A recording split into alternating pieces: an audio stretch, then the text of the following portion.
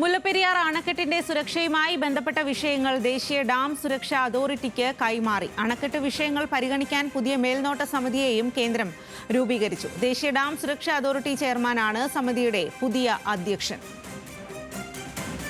മുല്ലപ്പെരിയാർ അണക്കെട്ട് വിഷയത്തിൽ വലിയ തരത്തിലുള്ള ചർച്ചകളും തർക്കങ്ങളും ഒക്കെ നിലനിൽക്കുന്ന ഒരു സാഹചര്യത്തിലാണിപ്പോൾ പുതിയ മേൽനോട്ട സമിതി അധികാരം ഏറ്റെടുക്കുന്നത്.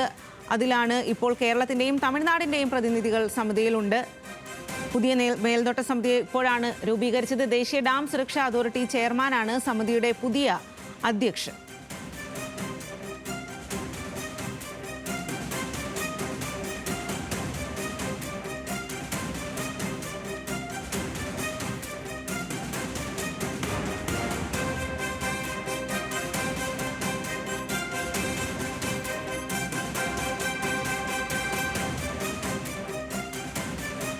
മുല്ലപ്പെരിയാർ അണക്കെട്ടിന്റെ സുരക്ഷയുമായി ബന്ധപ്പെട്ട വിവരങ്ങൾ ദേശീയ ഡാം സുരക്ഷാ അതോറിറ്റിക്ക് കൈമാറിയിട്ടുണ്ട്.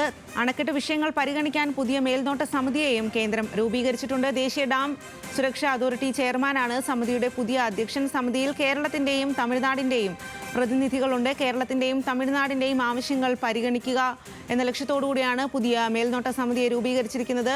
പല കാര്യങ്ങളിലും തർക്കങ്ങളും ചർച്ചകളും ഒക്കെ നിലനിൽക്കുന്ന ഈ ഒരു സാഹചര്യത്തിലാണ് മുല്ലപ്പെരിയാർ അണക്കെട്ടിന് പുതിയ മേൽനോട്ട സമിതിയെ നിയോഗിച്ചിരിക്കുന്നത്. കേരളത്തിന്റെയും തമിഴ്നാടിന്റെയും പ്രതിനിധികളെ ഉൾപ്പെടുത്തിയാണ് ഈ ഒരു സമിതി രൂപീകരിച്ചിരിക്കുന്നത്. ദേശീയ ഡാം സുരക്ഷാ അതോറിറ്റി ചെയർമാനാകും സമിതിയുടെ അധ്യക്ഷനാവുക.